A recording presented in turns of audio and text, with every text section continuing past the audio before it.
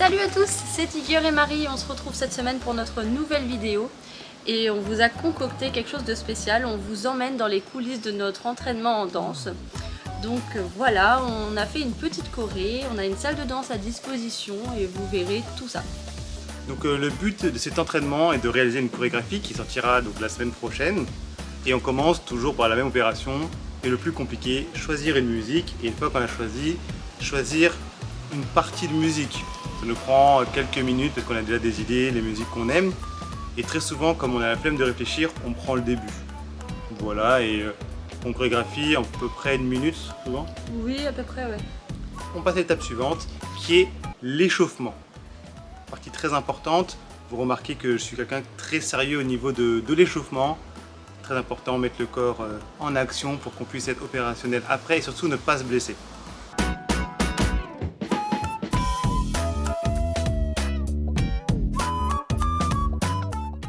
Ensuite, on se laisse quelques minutes avec Tiger pour faire mijoter un peu toutes nos idées, chacun de notre côté.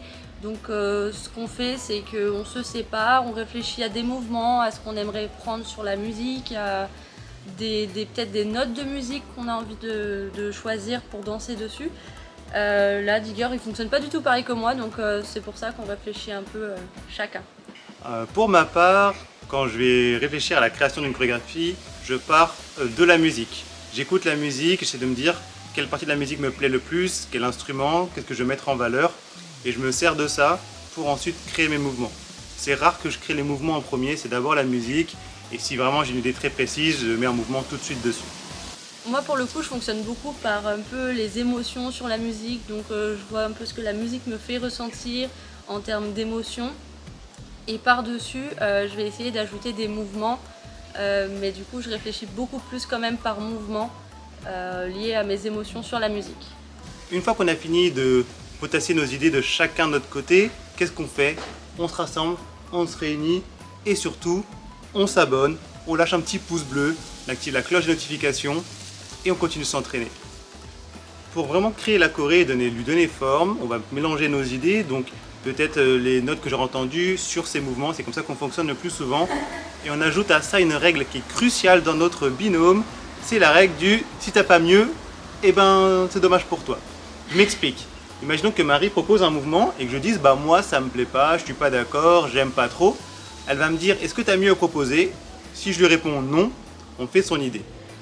Voilà, c'est un peu une dictature sur le coup, mais ça nous permet d'avancer vite et d'éviter de se poser des questions dans des moments où il n'y a pas besoin de s'en poser, on n'avance pas. Et si vraiment en travaillant, on se rend compte que ça ne fonctionne pas, bah là on modifie, et on change des petits trucs pour que ça fonctionne.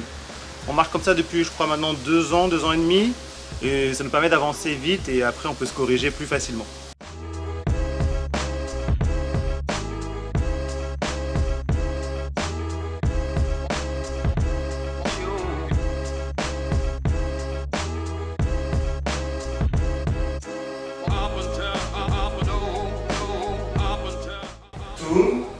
Tour rapide et en deux ça fait. Notre premier objectif est de finir la chorégraphie, d'en faire au moins le squelette.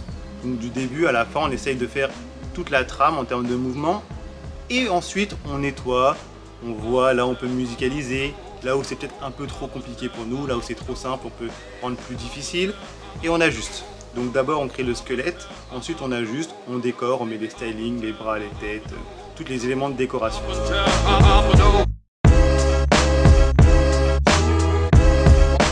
Ensuite, l'élément qui est quand même important dans ce genre de projet, ça va être de peaufiner la chorégraphie et de pouvoir s'entraîner sur les mouvements sur lesquels on galère tous les deux. Donc là, les mouvements qui sont pas propres ou où on a un mauvais timing chacun, on va les répéter, les répéter, les répéter, les répéter. Chacha, foum, foum, racha, foum, foum. Et surtout un élément très important, j'avoue que j'ai eu du mal à l'assimiler dans ma méthode de travail, mais qui est aussi très important pour corriger les erreurs qu'on ne voit pas forcément sur le miroir, c'est se filmer. Donc on prend le temps de se filmer et ensuite on regarde, on analyse, on met sur pause, on met au ralenti, on essaie de voir tout ce qui va et tout ce qui ne va pas. Ça permet d'avoir une vue extérieure par rapport à notre travail. C'est vraiment une partie très importante, donc si vraiment un jour vous voulez faire des chorés ou travailler la danse ou même autre chose, pensez à vous filmer, c'est vraiment très utile. Et je rajouterai un autre point important, c'est le sérieux. On est toujours très sérieux quand on travaille, dès qu'on entre dans la salle de danse, on est concentré, on est focus, et ce du début à la fin, et ça c'est une de nos particularités, je pense, les plus flagrantes.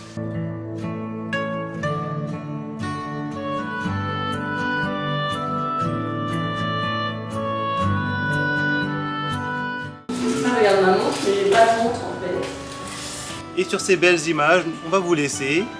Vous pouvez retrouver la vidéo la semaine prochaine sur tous nos réseaux sociaux. On espère qu'elle vous plaira. Donc en attendant, on vous laisse regarder la vidéo, créer vos propres chorés et n'hésitez pas à nous les envoyer. Et dans les commentaires, si vous avez une idée de la musique sur laquelle on va danser, faites des paris et vous verrez la semaine prochaine si c'est bon ou pas. On fait des bisous. Bisous. Bisous.